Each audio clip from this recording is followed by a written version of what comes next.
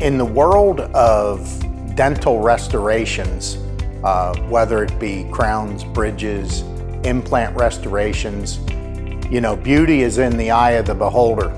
And we deal with a whole range of people that oftentimes their teeth have gone bad over a period of time. One of the most common requests that happen in my office is somebody will come in and say, I just wish I could go back to when I had my teeth. I had such a nice smile. Boy, I'd just love to have that back again. Most people, they want their teeth to be nice and they want to have a nice smile, but they don't want it to look fake.